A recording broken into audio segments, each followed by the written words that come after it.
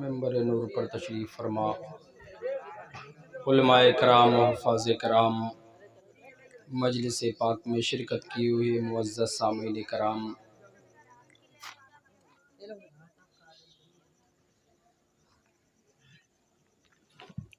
سبحان اللہ۔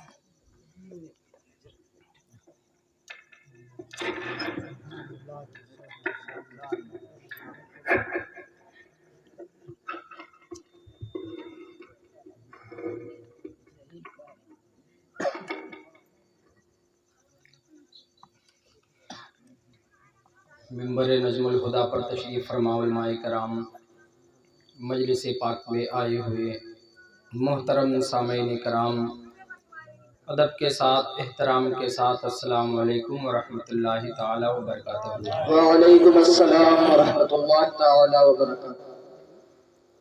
عزیزان گرامی، میں نے سلام کیا ہے، سلام کرنا سنت ہے، جواب دینا واجب ہے، بے شک۔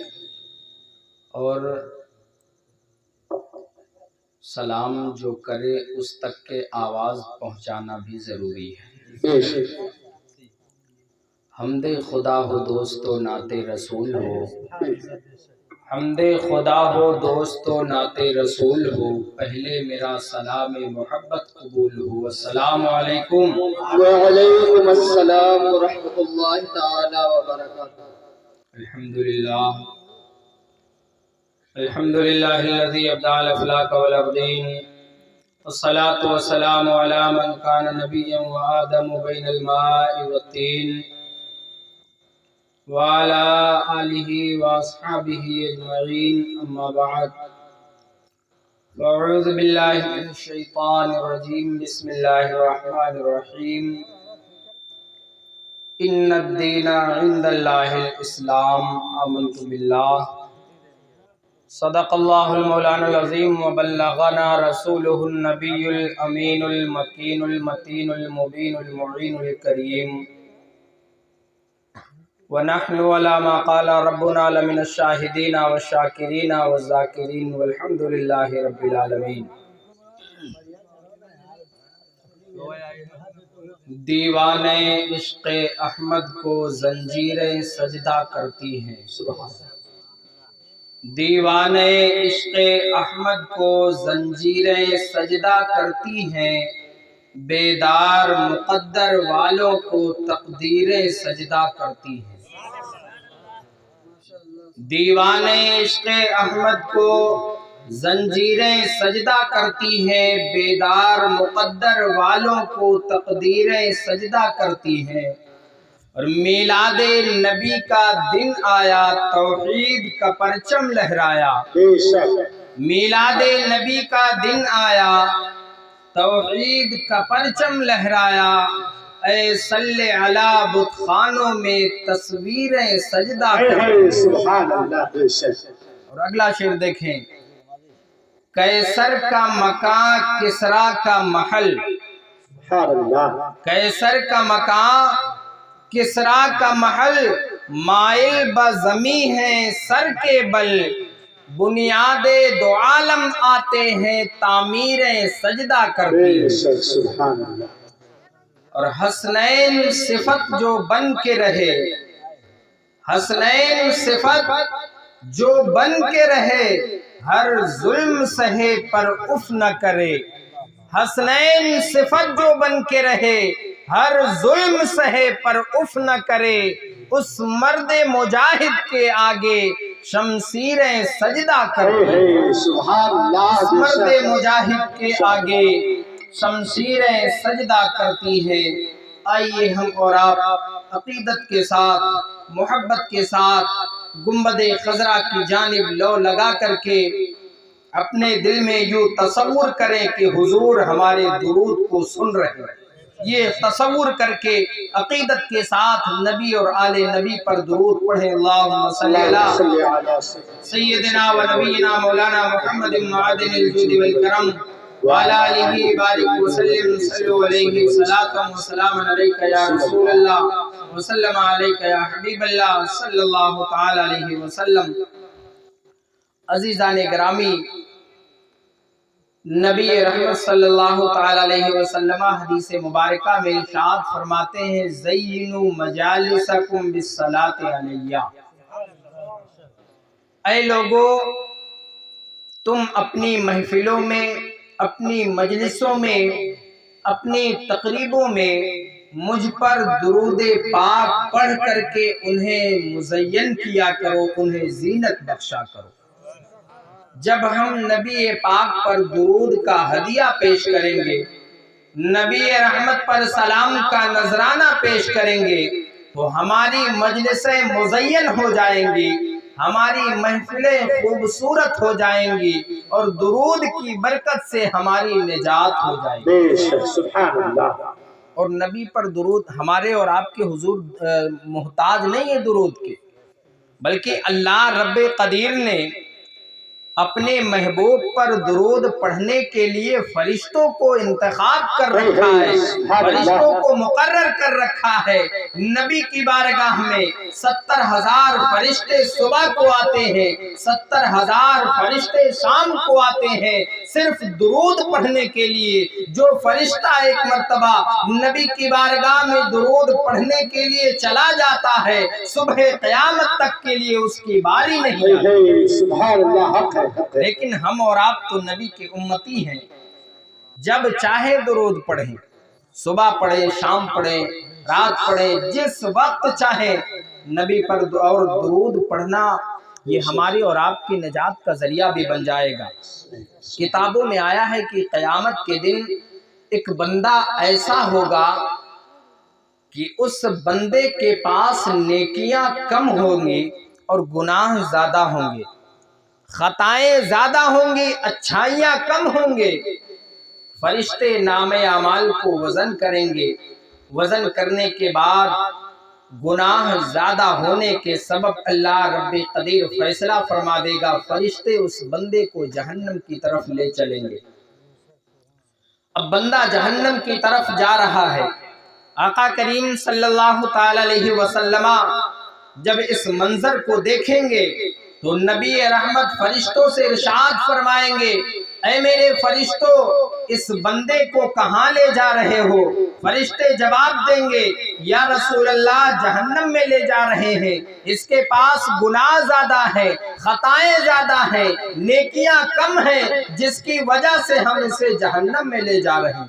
تو اللہ ارشاد تو آقا کریم ارشاد فرمائیں گے اے فرشتوں اس بندے کے نام اعمال کو دوبارہ وزن کرو، اس بندے کے نام اعمال کو دوبارہ وزن کرو۔ فرمان مصطفیٰ کے مطابق فرشتے جب دوبارہ بندے کے نیکی اور برائی کو وزن کریں گے اور میدان محشر میں ایک ترازو لگے گا جسے میزان کہتے ہیں۔ دنیا کا ترازو جو ہے اس کا معاملہ یہ ہے کہ جو وزن ہوتا ہے، جو جدھر پلڑا بھاری ہوتا ہے وہ نیچے جاتا ہے، لیکن قیامت کے دن جو میزان لگے گا، قیامت کے دن جو ترازو لگے گا، اس کا معاملہ یہ ہوگا جو وزن ہوگا وہ اوپر جائے گا، جو ہلکا ہوگا وہ نیچے آئے گا۔ تو فرمان مصطفیٰ کے مطابق فرشتے دوبارہ اس کی نیکیوں کو اور برائیوں کو وزن کریں گے تو آقا کریم صلی اللہ تعالی علیہ وسلم ایک کاغذ کے چھوٹے سے ٹکڑے کو نکالیں گے اور اس بندے کے نیکیوں والے پنڈرے میں ڈال دیں گے۔ اب کچھ وقت پہلے وزن کیا گیا تو گناہ زیادہ تھے، خطائیں زیادہ تھی، لیکن نبی کے فرمان کے مطابق جب دوبارہ وزن کیا گیا تو اب اس بندے کی نیکیاں ہی نیکیاں ہو گئی، خطائیں کم پڑ گئی، گناہ کم پڑ گئے، نیکیاں زیادہ ہو گئی۔ فرشتوں نے عرض کیا یا رسول اللہ ابھی تو ہم لوگوں نے اس بندے کے نیکیوں اور برائیوں کو وزن کیا تو گناہ زیادہ تھے، لیکن اب نیکیاں زیادہ ہو گئی، معاملہ کیا ہے؟ تو آقا ارشاد فرمائیں گے کہ اے فرشتوں یہ بندہ دنیاوی زندگی میں عقیدت کے ساتھ محبت کے ساتھ مجھ پر درود پاک پڑھا تھا، فرشتوں نے اس کے درود کو کاغذ کے ٹکڑے پر نوٹ کر کے میری بارگاہ میں پیش کر دیا تھا۔ آج جب اس کی نیکیاں کم پڑ گئی ہیں، آج جب اس کی اچھائیاں کم پڑی ہیں، تو اسی کاغذ کے ٹکڑے کو میں نے اس کی نیکیوں والے پلڑے میں ڈال دیا ہے۔ درود کی برکت سے، درود کے برکت سے اللہ نے نیکیاں زیادہ کر دیا ہے، اچھائیاں زیادہ کر۔ اب نیکیاں زیادہ ہو گئی، اللہ نے فیصلہ فرما دیا بندے کو جنت میں لے جا۔ تو درود پڑھنے سے ہماری اور آپ کی بھی نجات ہو جائے گی۔ آئیے عقیدت کے ساتھ محبت کے ساتھ ایک مرتبہ اور درود پڑھ لیں۔ اللہم صلی اللہ سیدنا و نبینا مولانا محمد معدن الجود والکرم وعلی آلہ بارک وسلم صلو علیہ السلام علیکہ یا رسول اللہ صلی اللہ علیہ وسلم۔ عزیزان گرامی، آج ہم اور آپ آقا کریم صلی اللہ تعالی علیہ وسلم کی محفل میں شرکت کی سعادت حاصل کیے ہوئے، لیکن آج اپنے معاشرے کے حالات کو دیکھتے ہوئے بڑی تکلیف ہوتی ہے کہ آج ہم جس رسول کا کلمہ پڑھتے ہیں، جس رسول کے صدقے میں ہم دنیا میں پیدا کیے گئے ہیں، جس رسول کے صدقے میں اللہ ہمیں رزق دیتا ہے، اللہ ہمیں زندہ رکھا ہے، اس رسول کی محفل میں آنے کے لیے آج ہمارے پاس وقت نہیں۔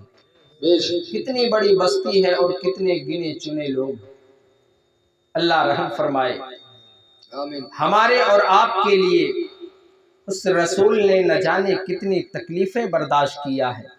جب ہماری اور آپ کی یاد آتی تھی، آقا کریم کی آنکھوں میں آنسو آ جایا کرتے تھے، ہر وقت ہمارے اور آپ کی فکر رہا کرتی تھی، ہر وقت نبی دعائیں مانگا کرتے تھے، رب حبلی امتی، رب حبلی امتی، اے رب میرے امتیوں کو بخش دے۔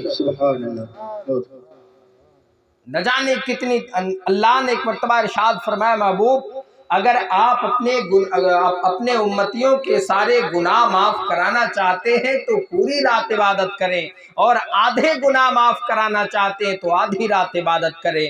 آقا کریم صلی اللہ تعالی علیہ وسلم نے عرض کیا، مولا میں اپنے گنہگار امتیوں کے گناہوں کو، ساری خطاؤں کو معاف کرانا چاہتا ہوں، میں ساری رات تیری عبادت کروں گا، ساری رات تیری بندگی کروں گا، میرے گنہگار امت کو بخش دے۔ ہر وقت ہماری اور آپ کی فکر رہا کرتی تھی، لیکن آج اس رسول کی محفل میں آنے کے لیے ہمارے پاس وقت نہیں۔ کل قیامت کے دن جب نبی کی بارگاہ میں ہماری اور آپ کی پیشی ہوگی، نبی کے سامنے جب ہم حاضر کیے جائیں گے تو اس وقت ہم کیا جواب دیں گے؟ عزیزان گرامی، وہ رسول جو ہر وقت ہماری اور آپ کی فکر میں رہتا، جب ہمارے اور آپ کے گناہوں کی یاد آتی تھی تو نبی کی آنکھیں اشکبار ہو جایا کرتی تھی۔ آقا کریم صلی اللہ تعالی علیہ وسلم بے قرار ہو جایا کرتے تھے، ہمارے اور آپ کے گناہوں کو یاد کر کے ہر وقت ہمارے اور آپ کے لیے دعائیں مانگا کرتے تھے، رب حبلی امتی، رب حبلی امتی۔ ایک مرتبہ نبی رحمت تشریف فرما ہے، نبی کی بارگاہ میں سید الملائکہ بلبل سدرہ آئے، آنے کے بعد عرض کیا، یا رسول اللہ میں نے آدم کی امت کو جہنم میں دیکھا ہے، ابراہیم کی امت کو جہنم میں دیکھا ہے، موسیٰ علیہ السلام کی امت کو جہنم میں دیکھا ہے، ادریس علیہ السلام کی امت کو جہنم میں دیکھا ہے۔ یکے بعد دیگرے جبریل نبیوں کے نام گناتے چلے گئے، جب آقا کریم کی بات آئی، نبی رحمت کا نام آیا تو جبریل خاموش ہو گئے۔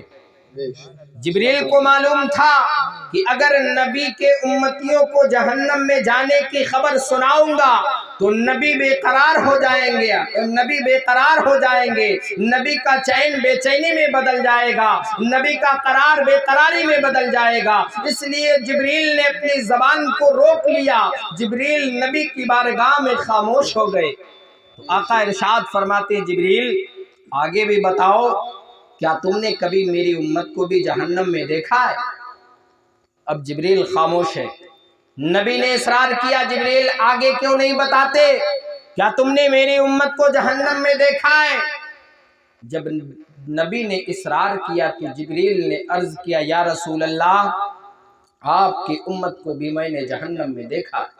جیسے نبی نے اتنا سنا تو نبی کی آنکھوں سے آنسو جاری ہو گئے، نبی رحمت بے قرار ہو گئے، نبی کا چین بے چینی میں بدل گیا، لوگوں کی نظروں سے پوشیدہ ہو کر، لوگوں سے چھپ کر آقا کریم بستی کے باہر ایک غار میں چلے گئے، اپنے سر کو سجدے میں رکھا، زار و قطار رو کر کے رب کی بارگاہ میں التجائے کرنے لگے، رب حبل امتی، رب حبل امتی، اے رب میری امت کو بخش دے، میری امت کو بخش دے۔ سبحان اللہ، نعرہ تکبیر، نعرہ رسالت، مسلک اعلی حضرت، جشن عید میلاد النبی، نعرہ تکبیر، نعرہ رسالت۔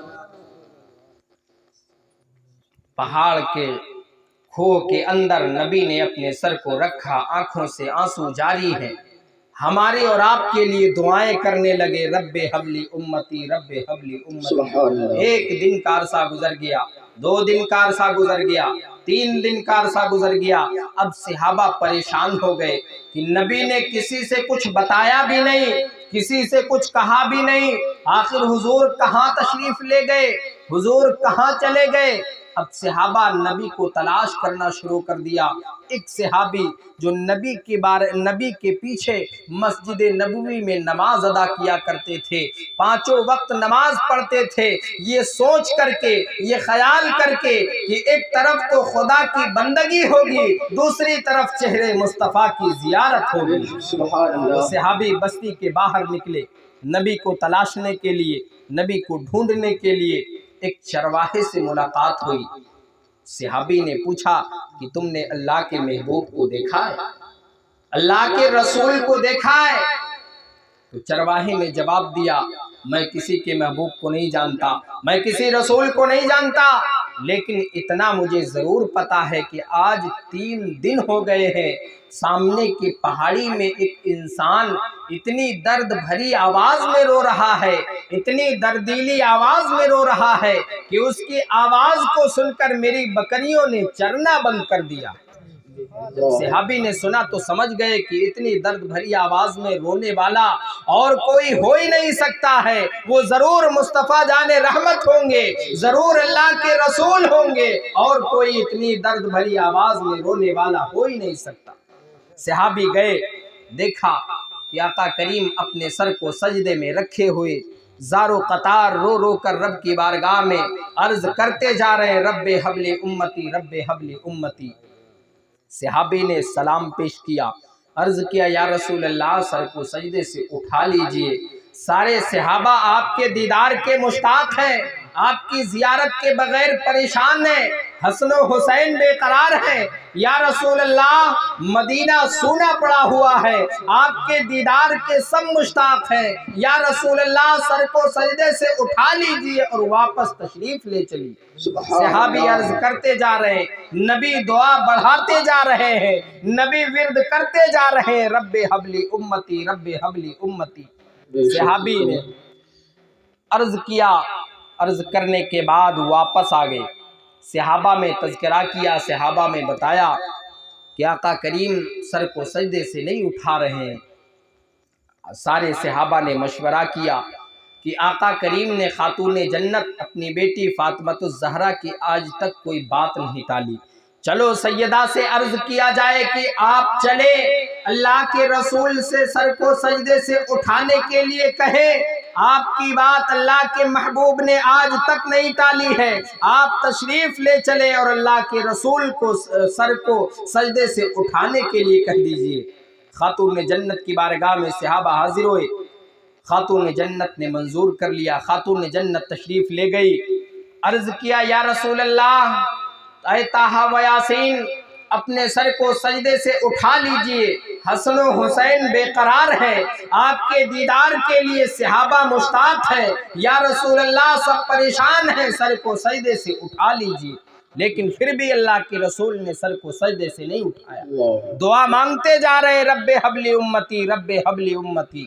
آج ہم اور آپ اور ہمارا معاشرہ جو نبی کی محفل میں آنے سے کتراتا ہے، اگر مائک کے ذریعے، اسپیکر کے ذریعے ہماری بات ان کے کانوں تک پہنچ رہی ہے، میں ان کو ایک پیغام دینا چاہتا ہوں کہ ہمارے اور آپ کے لیے اللہ کے رسول کتنا بے قرار رہا کرتے تھے، ہمارے گناہوں کی معافی کے لیے آقا کریم نے کتنی تکلیفیں برداشت کیا ہے، کتنی مصیبتیں جھیلی ہے، لیکن آج ہمیں ان کی محفل میں آنے کے لیے فرصت نہیں ہے، وقت نہیں ہے۔ خاتون جنت تشریف لے گئی، عرض کیا، لیکن نبی دعا بڑھاتے جا رہے ہیں، نبی ورد کرتے جا رہے ہیں۔ خاتون جنت نے عرض کیا، اے بابا جان، اگر آپ نے سر کو سجدے سے نہیں اٹھایا تو آج تک آپ کی بیٹی خاتون جنت فاطمۃ الزہرا کے سر کے بالوں کو آسمان نے نہیں دیکھا ہے۔ آج آپ نے اگر سر کو سجدے سے نہیں اٹھایا تو آپ کی بیٹی اپنی چادر تطہیر کو اتار کر کے آپ کے امت کے لیے دعائے مغفرت کرے گی۔ بے شک سبحان اللہ۔ جیسے خاتون جنت نے یہ کہا کہ آپ کی بیٹی کے سر کے بال آسمان نے نہیں دیکھا ہے، لیکن آج آپ کی بیٹی اپنی چادر اتار کر کے دعائیں مانگے گی، تو اللہ رب قدیر نے سید الملائکہ بلبل سدرہ جناب جبریل امی کو پیغام دیا اور بھیجا نبی کی بارگاہ میں، اپنے محبوب کی بارگاہ میں، کہ جلدی جاؤ اور میرے محبوب کو پیغام سنا دو، میرے محبوب کو بشارت دے دو کہ اپنے سر کو سجدے سے اٹھا لے، ورنہ فاطمہ قیامت آنے سے پہلے دوسری قیامت برپا کر دے گی۔ سبحان اللہ۔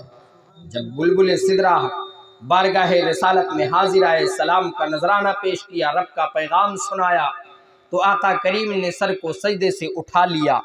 اٹھانے کے بعد اپنی بیٹی خاتون جنت فاطمۃ الزہرا سے ارشاد فرمایا، اے بیٹی فاطمہ، اگر آج تم ضد نہ کرتی تو میں اس وقت تک سر کو سجدے سے نہیں اٹھاتا جب تک کہ اللہ میرے گنہگار امتیوں کی بخشش نہ فرما دیتا، جب تک کہ میں اپنی پوری امت کی بخشش و مغفرت نہ کروا لیتا، میں سر کو سجدے سے نہیں اٹھاتا۔ سبحان اللہ۔ وہ رسول ہیں جن کی محفل میں ہم اور آپ آئے ہیں، لیکن افسوس ہوتا ہے کہ اس رسول کا ہم اور آپ کلمہ پڑھتے ہیں، اور اللہ نے قرآن میں فرمایا، کنتم خیر امہ، تم بہترین امت۔ بے شک۔ ہم اور آپ جس رسول کا کلمہ پڑھتے ہیں، سارے رسولوں سے ممتاز، ہم اور آپ جس رسول کے امتی ہیں، سارے امتوں میں ممتاز، ہم اور آپ کا مقام اور ہمارے رسول، ہمارے اور آپ کے نبی کا مقام کتنا بلند ہے، لیکن آج افسوس ہے کہ اس رسول کی محفل میں آنے کے لیے ہمیں فرصت نہیں۔ اللہ ہم سب کو رسول کی محفلوں میں شرکت کی سعادت کی توفیق عطا فرمائے۔ عزیزان گرامی، حمد و صلات کے بعد میں نے قرآن مجید کی ایک آیات بینات کی تلاوت کرنے کا شرف حاصل کیا تھا۔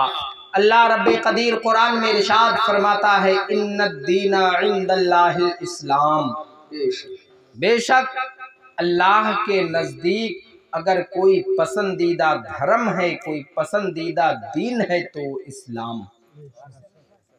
اللہ کے نزدیک اگر کوئی پسندیدہ دھرم ہے تو مذہب اسلام ہے، جس میں ہم اور آپ ہیں، جس دھرم کے ارکان پہ عمل کر کے، جس دین کے بتائے ہوئے راستے پر چل کر کے آج ہم اور آپ اپنے آپ کو مسلمان کہتے ہیں، تو یہ اللہ کا پسندیدہ دھرم ہے، اللہ کا پسندیدہ دین ہے۔ اور یہ دین ہم تک یوں ہی نہیں پہنچا۔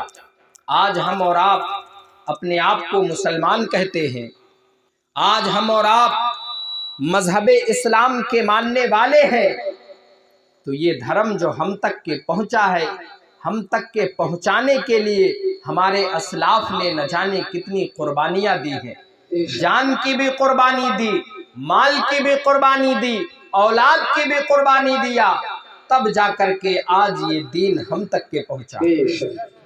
اب ہماری اور آپ کی بھی اس بات کی ضرورت ہے کہ اتنا اللہ کا پسندیدہ دھرم ہے، اللہ کا پاک دین ہے، تو ہماری اور آپ کی آج اس بات کی ضرورت ہے کہ اپنے دھرم کی حفاظت کرے، اپنے دھرم کے بتائے ہوئے اصول کے مطابق چلیں، اپنے دین کے بتائے ہوئے راستے پر آج ہم اور آپ چلیں۔ بے شک۔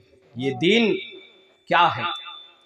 آؤ نبی سے سنتے ہیں کہ آج ہم اور آپ جو مذہب اسلام کو مان کر کے اپنے آپ کو مسلمان کہتے ہیں تو یہ دھرم ہے کیا؟ نبی صحابہ کے درمیان ارشاد فرماتے ہیں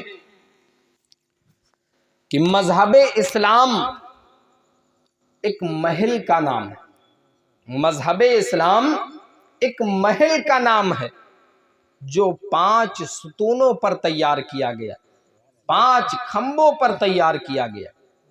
یہ نبی فرماتے ہیں مذہب اسلام ایک محل کی طرح ہے جو 5 ستونوں پر مکمل کیا گیا ہے۔ اور وہ 5 ستون ہے کیا؟